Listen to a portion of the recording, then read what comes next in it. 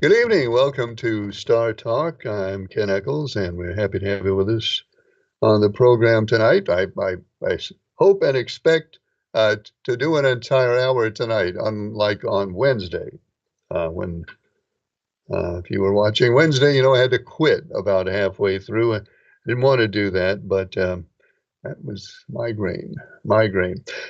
Somebody sent me, actually, it was Mr. Draper, sent me a list of foods uh, that can trigger a migraine attack. I've been going through that and trying to remember what I ate on Wednesday to see if I can identify a culprit. By the way, we have a phone number on the screen that you can call. I should mention that. You can give us a call at that number, or you can email us. So the email address is most likely up there, but just in case it's not, it's kechols47@gmail.com. Anyhow, Mr. Draper sent me this list, and I'll talk about that maybe in a second. Hey, caller, you're on the air. Go ahead, please. Well, good evening, Mr. Ken.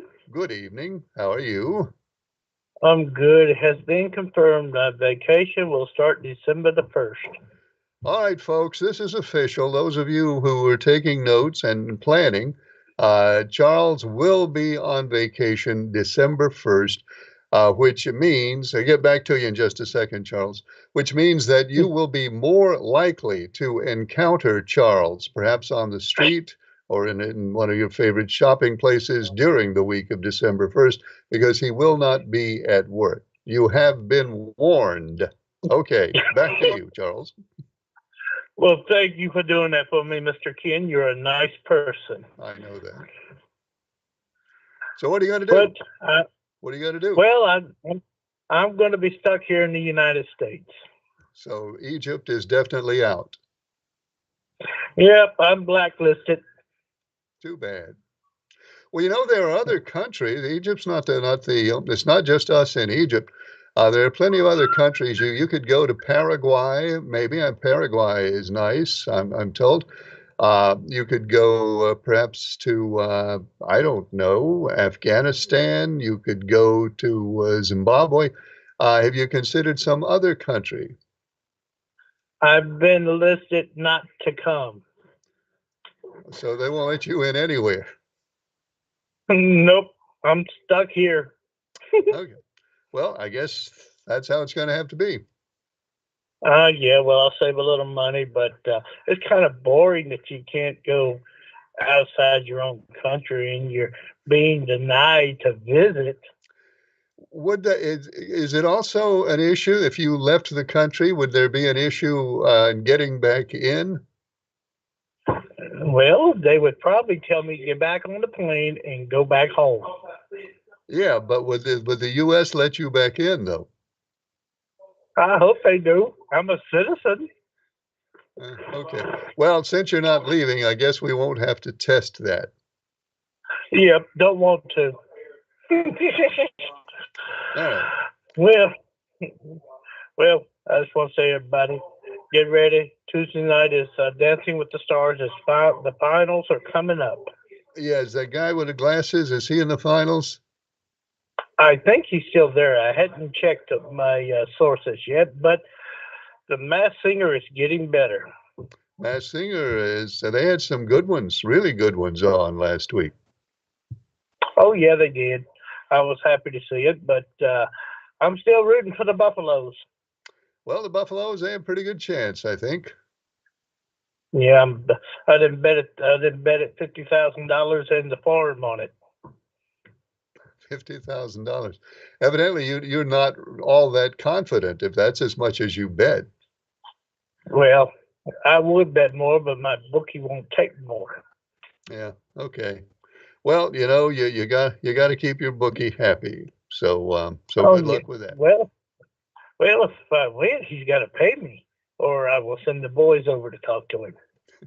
That's the way it is. But they're either sending boys over to see you, or you're sending boys over to see them. It never seems to end with bookies.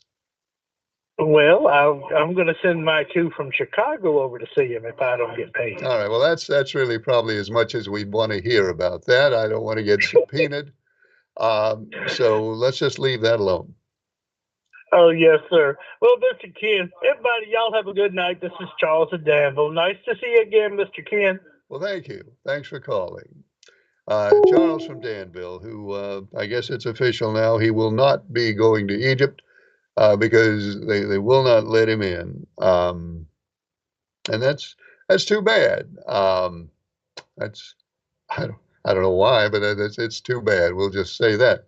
Um, I was looked with interest at some of these migraine triggering foods.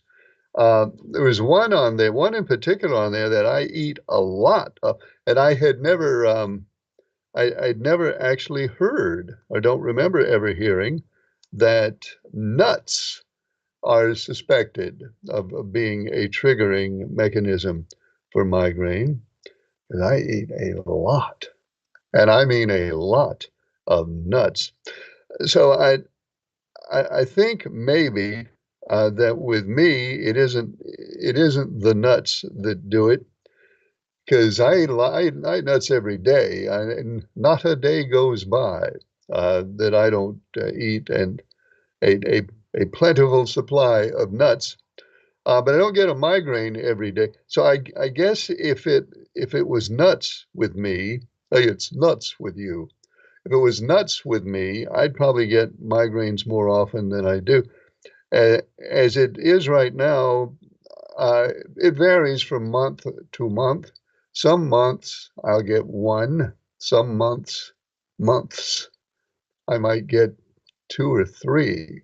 Um, but my nut consumption is pretty steady, so it may not be nuts. Chocolate is on here too, and I don't eat very much chocolate. Oh, here's one that's hard to get away from: monosodium glutamate. Um, I mean, how do you even know when you're eating monosodium glutamate unless you read every label? And that's in, it's not in everything, but it's in a whole lot of stuff. Spicy foods. I have spicy foods, but I had not had any on Wednesday. Aspartame. Now, I knew about aspartame. Anything that has aspartame in it, there is evidence that that is likely, or at least has a propensity to trigger a migraine attack if you are subject to migraine attacks, as some of us are. But that's an interesting list, Mr. Draper. I appreciate you sending me this, and I've been reviewing this and trying to think of when I've had a migraine and trying to remember what I might have eaten uh, just before I had that migraine. Caffeine. Well, number one on the list is caffeine. I guess that's no surprise. But I don't do caffeine anymore. I mean, so a little bit of caffeine sneaks in from place to place, but as far as drinking caffeinated coffee or caffeinated drinks, I cut those out quite some time ago. And alcohol is at the top of the list too. I haven't had alcohol since November 2nd, 1976, so that's not it. But this is interesting information.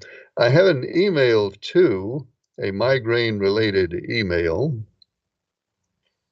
which says this. Uh, Ken, how long have you been having migraines, and have they gotten worse over time? And how long does your headache last after you have had a migraine? The emailer goes on to say, I have migraines. When I get one, if I get a really bad one, the headache might last for 3 days or more. Well, I am sorry that you go through that. I don't have that.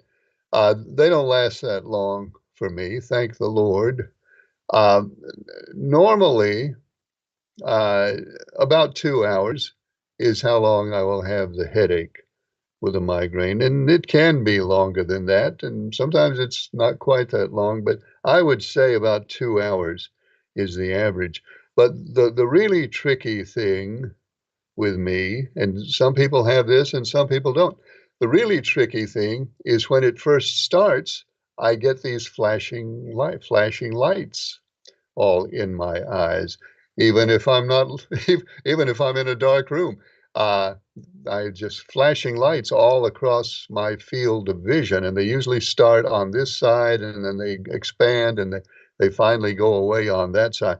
The flashing lights can last for, 20, 25 minutes. And then, as I say, the headache will last about 2 hours. But on Wednesday, when that one started on Wednesday, of course, I had the lights flashing and I had those bright lights shining in my eyes, those TV lights shining in my eyes, and trying to look at a computer screen. And then my head started to hurt. So I had a lot of exciting stuff going on there when that migraine began on Wednesday, and that's why I had to give it up. Although I hate to do that. Um, this is again. I also asked you in my email, and you didn't answer. How long have you been having migraines, and have they gotten worse over time? Oh, I'm sorry, emailer. You did ask that question, and I forgot. The first one I remember, I guess I was about 16, around 16 years old when I had my first one. And have they gotten worse over time? They have not. Again, thank the Lord. They've not really gotten worse. So my experience with it right now is pretty much the experience I had when I was a teenager when they first started. Um, they don't scare me as much now because at first I didn't know what they were. The first time I had one, I just knew that suddenly I couldn't see very well because I had all these flashing lights, and then I had a pretty bad headache for a while. I had no idea what it was. And it was, I guess it was a few years before I even told a doctor about them. And then I found out they were migraines.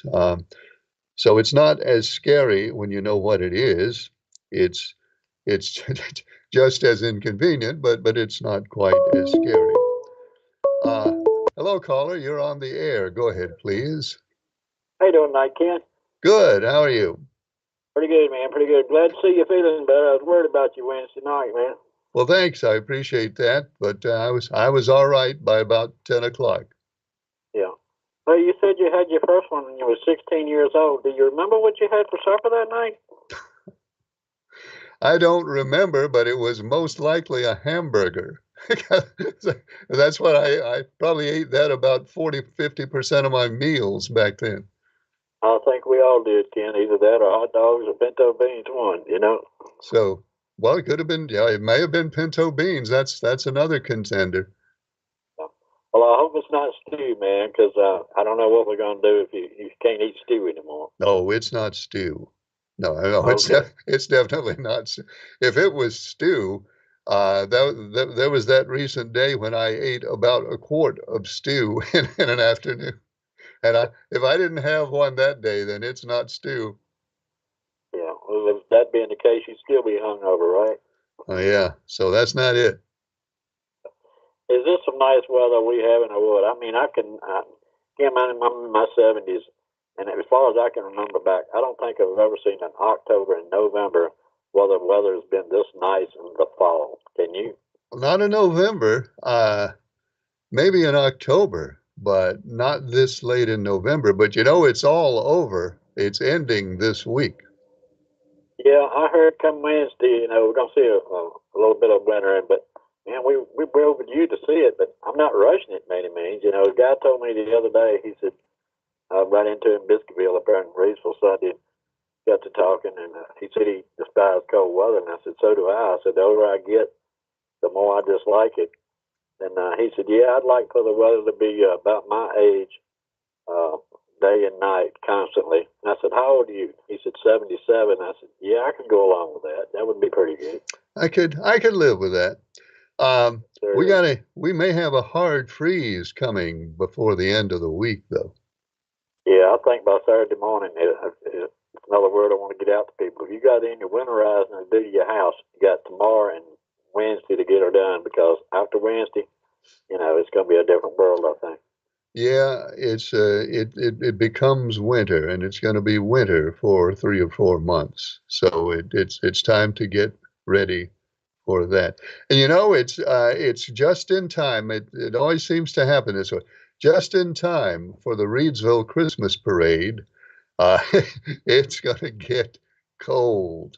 Yep. We Sometimes I think it may be the Reedsville Christmas parade that causes cold weather because they always seem to start at the same time. It certainly could be, Ken.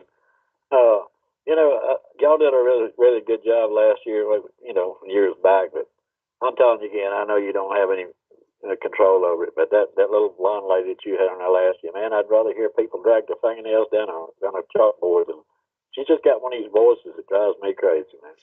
Really? Oh yeah, I don't know what it is about her voice, but I just, I just can't listen. I watch it mostly on mute when she's talking. You know what I'm saying? You mean that? But I don't annoy you. If I don't annoy you, I wouldn't think anybody would. It's just her voice, Ken. It's not her personality or looks or anything. It's just that voice. I just don't know what it is. But I'd rather y'all not do something with her again. Well, I'm sorry to hear that because she's really good. She's really good on the air. Um, Yeah. Maybe give her another chance. Give her I'll another try. chance. All right, Ken. Thanks. I love your show, one, and thanks for taking my call. Well, thanks for calling. Good to hear from you. Phone line is open up there. The email address is there for you as well. You can give us a call or send us an email if you'd like to take part in this edition of Star Talk. No, my phone is doing something weird. Actually, it's not my phone that's doing something weird. It's me. I picked up that's not the email phone that I picked up. This is the email phone. Um, it says, Ken, do you know? It's an interesting question. Do you know if the city of Asheville is opened up again? My wife and I always love to go to Asheville around Thanksgiving and Christmas. But is there anything even open right now in Asheville? And any reason even to go there? Uh, I'm sure it's not opened as usual.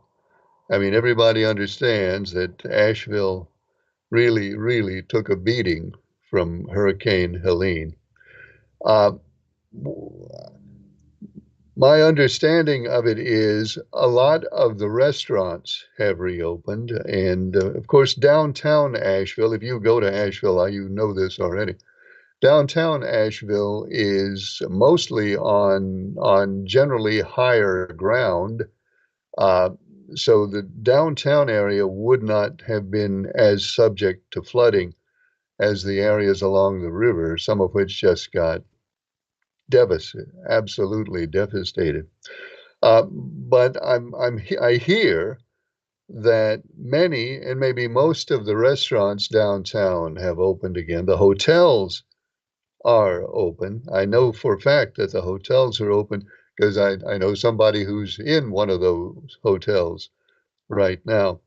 But as far as the number of things to do and the places to go in Asheville, how does it compare with a normal day in Asheville?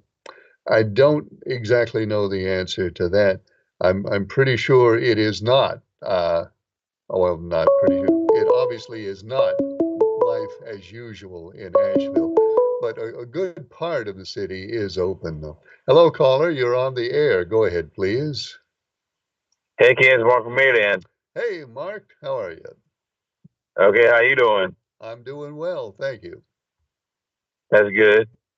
Uh, yeah, I'll let you know next Monday about the stew with David Manuel. He said that he'll let me know Monday if he can sell any more. He's already going to be making like 70 or 80 gallons of stew for December 14th. Now this is the Sandy Ridge, right? Yeah, Sandy Ridge. Yeah, Okay. So he may be making some more then. he maybe make it more for December 14th. He'll let me know Monday. I think he'll call me. All He just right, told me to good. put on hold right now. He told me to All put on right. hold, and I'll let you know. I'll let you know Monday. Well, about December 14th, he's going to be making more than what he's got. Okay, folks, this is a Sandy Ridge stew, December 14th. Right now, they are basically sold out, but maybe he'll make some more. We hope so. And have you ever had that soup or stew at Reed House in Reedsville? Yes, That's real good. It's real good. We had some Sunday. it is good. Definitely good. Yeah, yeah. I've asked you if you have if you tried it yet. I've had some, and of course, Short Sugars has its own, which is pretty good too. Oh yeah, yeah. I don't think I've tried short sugars yet. My mom might have, but I hadn't. Nope, it's But good. oh okay. Well, I thought I'd let you know. All right, thanks, Ken. Well, thank you, Mark. I appreciate your call. Mark keeps us informed on the stew environment in Western Rockingham County. So I'll just quickly recap there. The one at Sandy Ridge, the December 14th one, right now not taking orders, but they may be able to boost inventory and get some more stew made. We'll know, Mark said we'll know by the end of this week. Maybe they will be able then to take some more orders because everybody loves stew. Well, I don't guess everybody loves stew. Most people love stew. Ken, what was that? Was that about the hard freeze? I know that there probably will be a frost this week. I don't think that I've heard that there's going to be a hard freeze. A hard freeze is different from a frost. Yes, it is. There is definitely a difference between a frost and a hard freeze. I don't know if they're absolutely saying hard freeze this weekend, but it is a possibility. Hello, caller. You're on the air. Go ahead, please. Hello, Ken. How are you feeling this evening? I'm feeling much better. Thank you. Well, good, good, good. Good to hear that. Ken, I got a problem. What? Okay, so I talked with Charles the other day, last week. So what it is, I'm hoping Charles is listening to me. I called him and asked him to get in touch with Lee's Tires and Wheels. I know they caught on fire up there, and I've been up there since the building caught on fire. And I talked with the I forget his name there at the desk, but he got me squared away with my rims and tires and whatnot. Mhm. And anyway, I talked to him out there in the parking lot that day. I was just lucky to catch him out there after the fire had happened about a day. I think it happened on a Friday, and I think it was on a Monday when I went up there, and they was up there in the parking lot. So he said he was going to get back in touch with me this week, well, last week, but he never did. And Charles called him for me on his TV program and gave him my phone number. Mhm. But I haven't still heard anything from him. I mean, I would like for him to reach out to me and let me know something. It's been about 2 weeks now since I've put my order in for my tires. When I talked to him on the lot up there, they said my rims and tires was on the opposite side where the fire was, so it really didn't bother my stuff. Yeah. So they were just waiting to get someone to mount them for me. Because what happened back there when they mount the tires and stuff, put them on the rims, that part burned up back there. So he was gonna get someone to mount them. But if they would just get in touch with, call me and let me know what's going on, I really would appreciate it.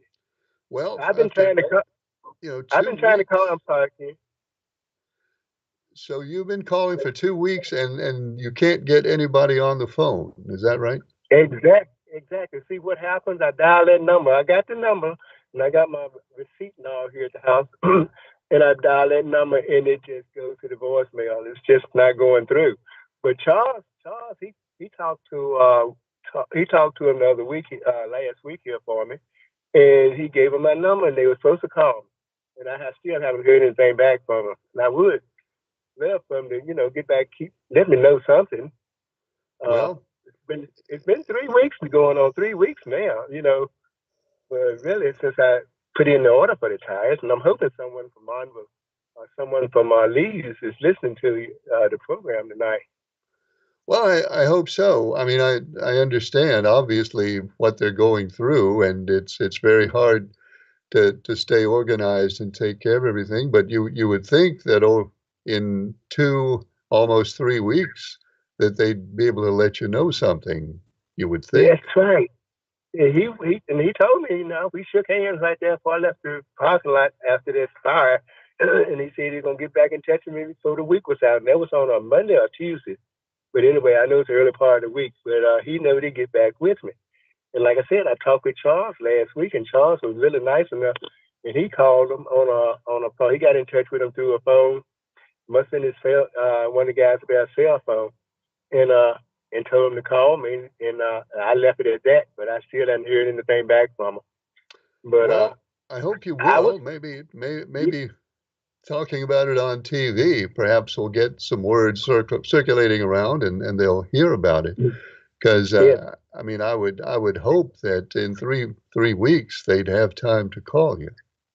Yeah, and I'm hoping maybe Charles is listening, because I gave Charles my telephone number, and he knew my telephone. But I'm hoping that Charles wasn't on this evening at the station, so that's why I couldn't call him this evening and talk with Charles about it. But anyway, I hope somebody is listening. Well, I of course don't have the connections and privileges Right. that Charles has, Right. so I don't have anybody's cell phone number that I can call. Right. But that's why I was hoping.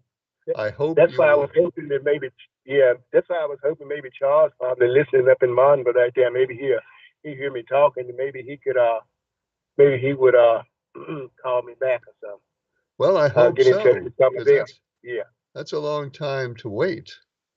Yeah, and I hate to keep. I live in Danville. I hate to keep running back and forth up there, And then if I do go up there, they're probably not there at the place, because, like I said, it's burnt up, And I'd be wasting gas just to run up there. You'd probably waste a drive up there. Well, good luck with that. I hope maybe Charles will hear this, and maybe can give him another call and get something moving. I hope so. Right. Okay. All right, Ken. Thank you, Ken. I appreciate you taking my call there. And maybe somebody from Leeds will get in touch with me. Well, I hope so. Thanks a lot. Okay. Okay, Ken. Phone line is open to that number that you see there. And the email address is kechols47 at gmail.com. And let's get email opened up here. This one says, Ken, what do you know about this North Carolina Supreme Court election that looks like it's not even over yet, all this time after Election Day? How come that is taking so long, and who's winning that election right now? Oh, that's a sticky one. That is a race between Allison Riggs, and hang on, I've got something. I saw something about that just a little while back. I think right now the margin is 30.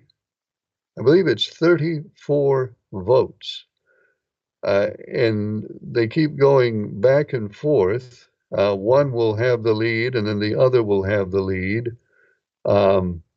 And they're still counting votes. Yes, folks, it's true. This far after Election Day, there are places where votes are still being counted. In fact, there are 8 counties in North Carolina. I believe it is 8 counties that have not yet filed the official canvass of their vote. So that is Justice Riggs, an incumbent on the state Supreme Court, and I am embarrassed to say, and it's because I'm so old. I'm embarrassed to say that the man challenging his name has fallen out of my head. And Griffin, I think it's Judge Griffin, I believe. Anyway, what do I know about the race? I know that right now Riggs is ahead by 34 votes out of, we're talking about 5.4 million votes cast here, and they're still counting votes. Hello, caller, you're on the air. Go ahead, please. Yes, Ken. I was watching your channel before you came on, and Charles was interviewing Lee from up at the tire company. Yeah. And he was standing out front and said that he didn't have any power in the building and that they were working, trying to get some power by Friday. Okay. That was his statement he made. Charles interviewed him right before you came on. Well, that can explain a lot if they don't have any power. Yeah, so if they don't have power, then it might show the phone ringing, but nobody's able to answer. Well, good luck to them and good luck to all the customers also who were affected by that. And I hope they'll get everything in order soon. But without power, I know it's an uphill battle.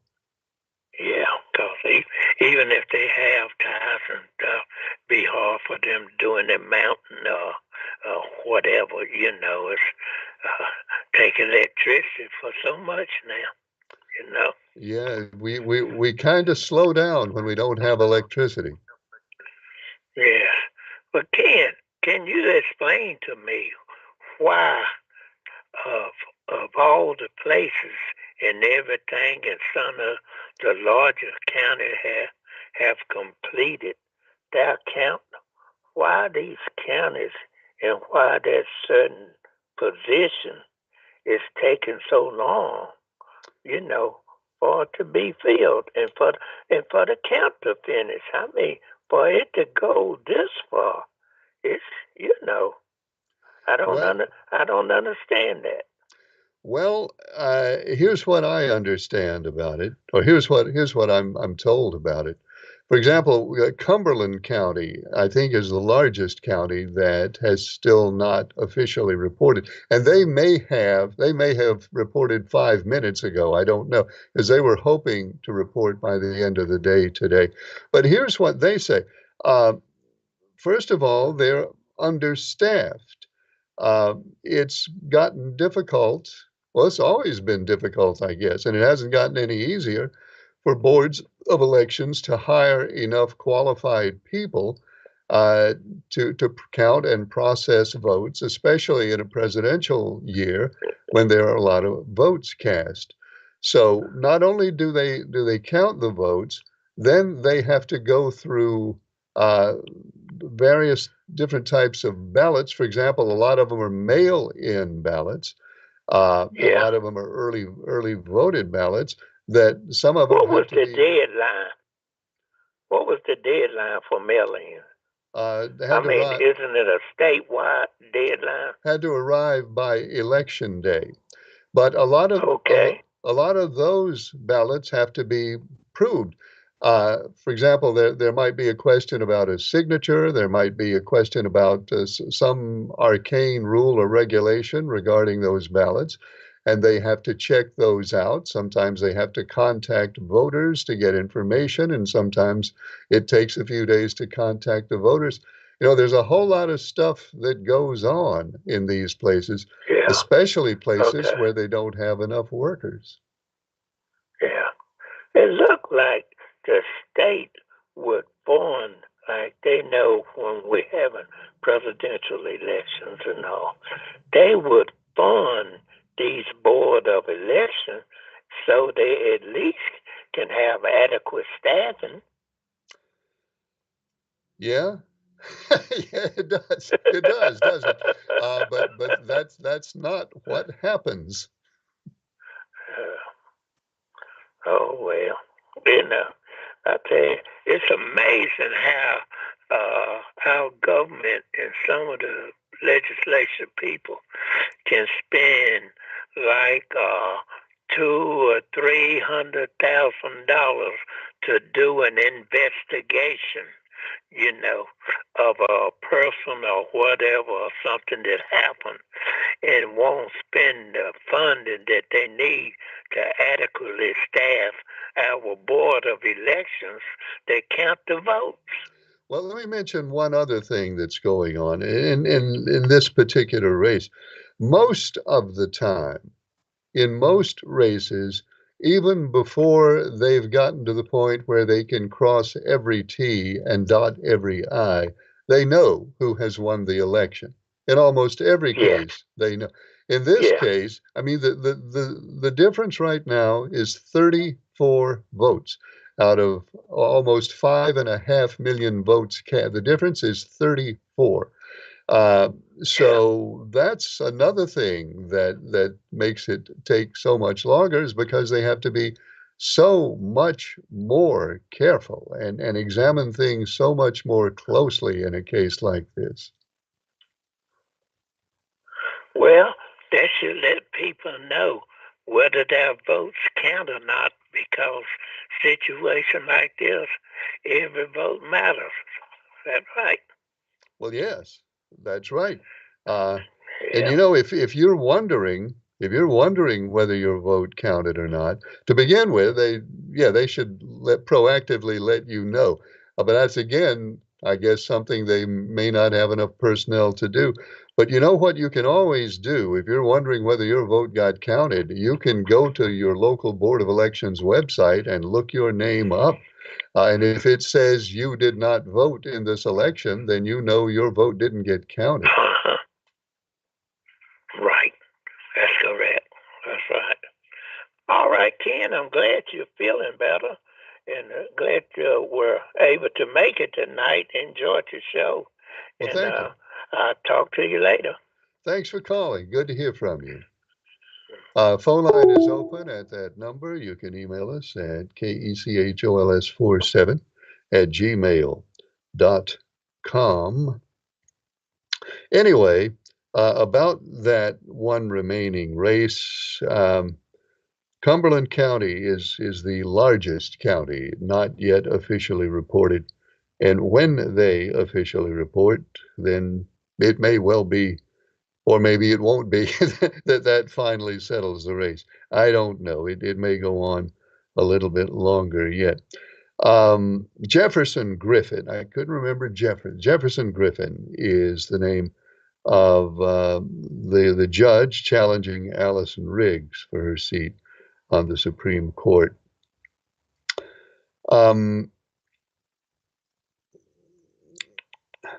This email says, Ken, what is it with Supreme Court races? Didn't we have another Supreme Court race not long ago where they didn't know until 3 or 4 weeks who won? We did. That was a race between that was the election for Chief Justice of the Supreme Court between Newby, who is now the Chief Justice, and Beasley, the challenger. Oh, they went back and forth. It was just very similar to this. They went back and forth week after week after Election Day. And I think when it was all over, I think well, I don't think I know I know Newby won. I think the margin was less than 400 votes, maybe I don't know 300 and 388 or 399, 389, something like that. Again, out of 5.5 million votes that were cast, less than 400 votes decided that one. And this one, my goodness, this one could end up even closer the way it's going now. Let's see.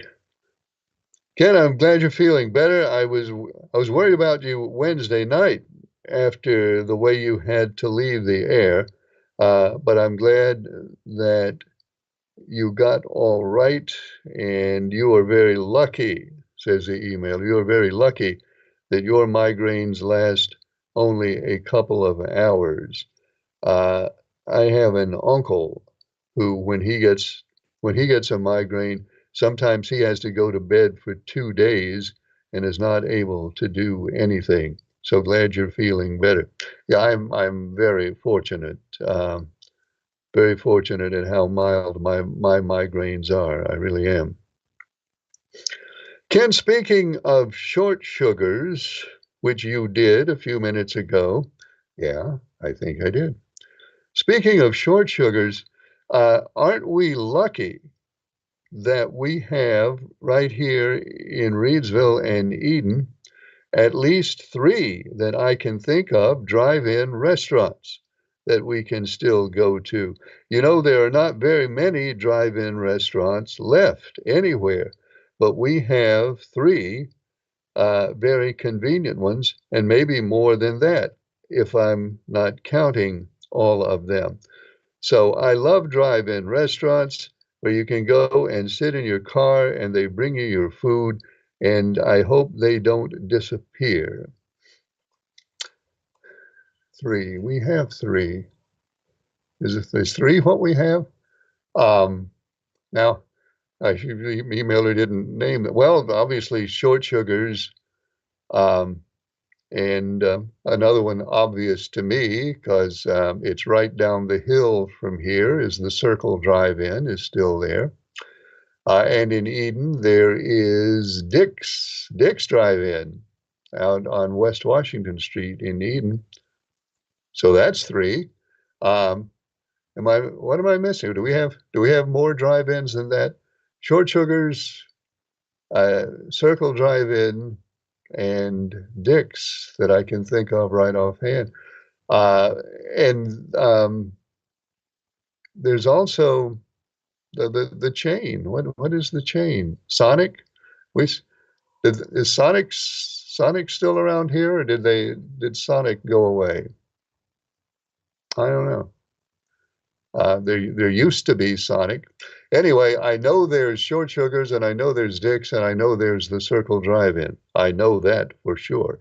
And yeah, we are fortunate. Those of us who have a preference for sitting in the car and eating, we do have good opportunities around here. Who remembers, if you live in Reeves, remember Turner's? Somebody must remember Turner's. That was out there on South Scale Street. That was a good one. Used to go to Turner's a lot. But don't get me talking about when I was young, because that's really too long ago to remember these days. Ken, what is the chances that there'll be a hard freeze this weekend? Is it a high chance? It's a pretty good chance, I think. What are the chances? I could find the chances online very quickly and conveniently. The chances might not be good. Oh, wait a minute. Here's a story. Widespread frost likely. Possible hard freeze for some. Where is the big risk for a hard freeze this weekend? It doesn't say. It says a hard freeze for some. So, it doesn't say which some, but there is a chance of it. There will pretty much certainly be frost. Maybe frost as early as Wednesday night. So be aware of that. Let's see. This says we're awaiting the first hard freeze across much of the Carolinas. A few spots like the foothills. The foothills may experience a freeze this weekend, but it likely will not be widespread. So there's a piece of information. There's a real risk of a hard freeze in the foothills. But hard freeze, frost is almost a certainty, but a hard freeze is unlikely outside of the foothills. Next question is, do I live in the foothills? I don't think so. I don't think Rockingham County counts as foothills. Maybe Stokes County may count as foothills, but Rockingham County, I'm pretty sure, does not count as foothills. I look out the way. I don't see anything out there that looks like a foothill. So I think we may. I probably shouldn't say this. I should preface this with I am not a meteorologist. I have no skills whatsoever when it comes to forecasting the weather. So don't take me seriously. And now I'll go ahead and say I think maybe we are in the clear as far as a hard freeze this weekend, but not frost. Frost's probably going to come. Probably going to come. Ken, what is the thing that you have most ordered in your lifetime? From Dick's Drive-In, says the emailer. And the emailer goes on to say, I'll bet I know, but why don't you tell me and we will see if I am right.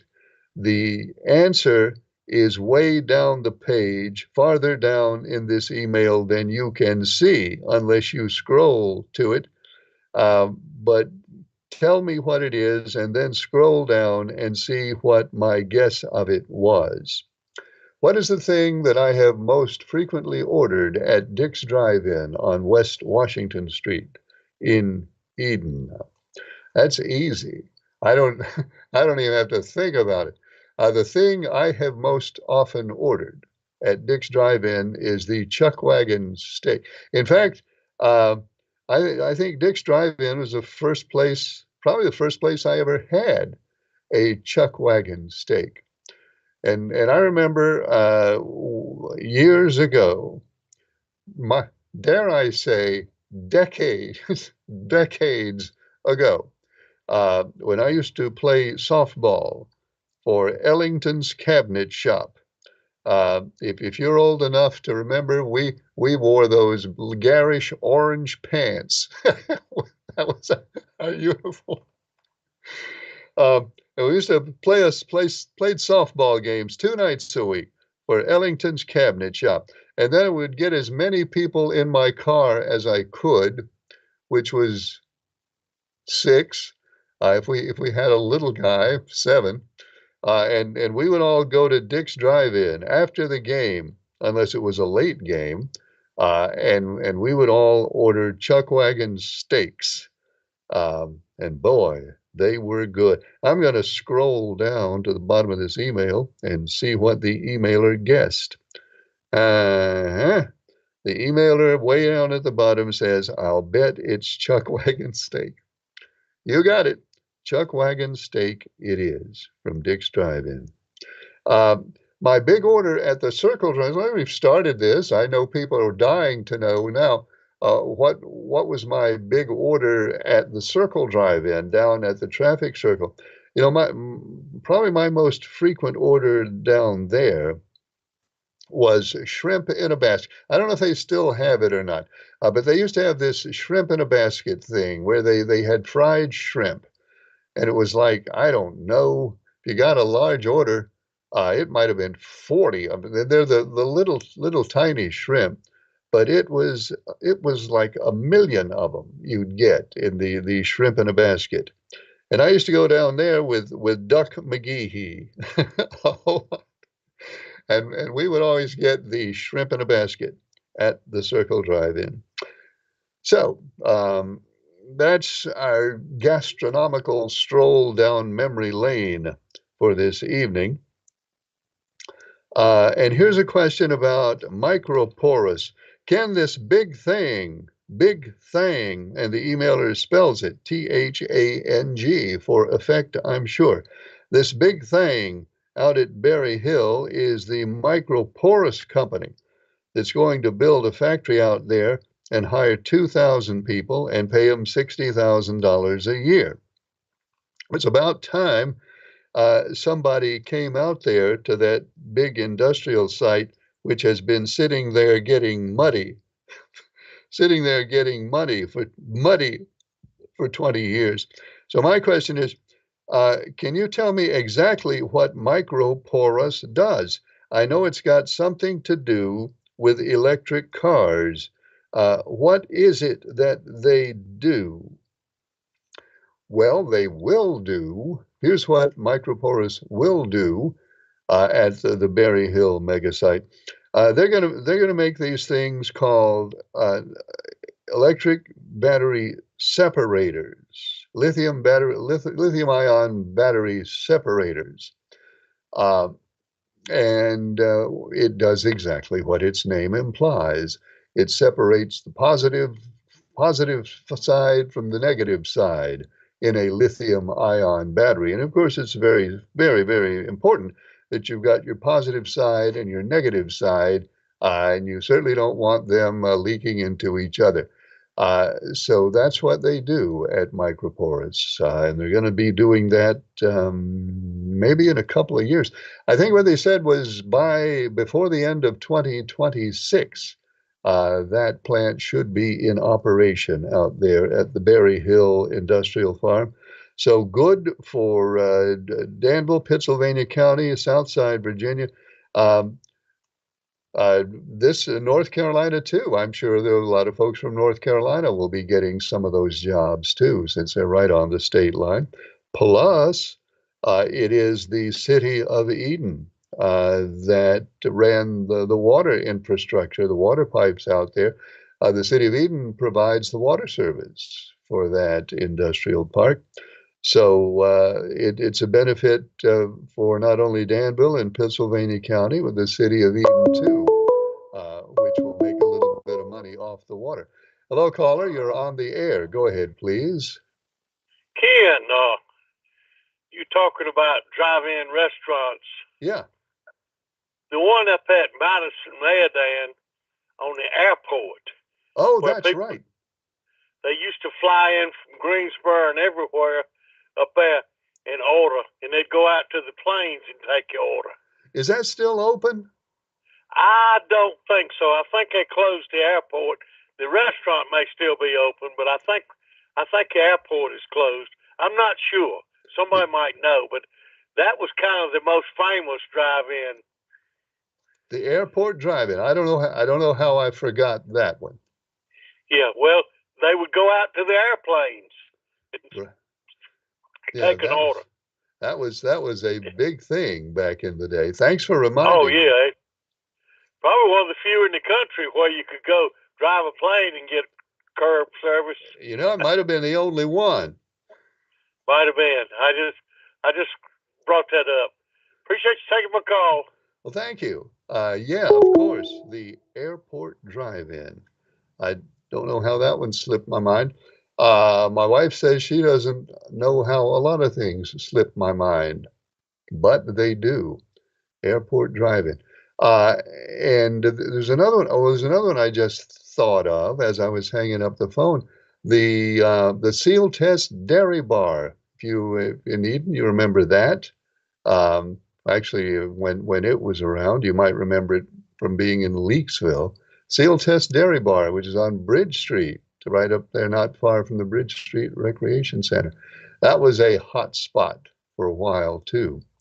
That is, I do believe, all the time we have for Star Talk tonight. We're on the air Mondays, Tuesdays, and Wednesdays. I hope you'll join us next time. Thanks for watching. I'm Ken Echols.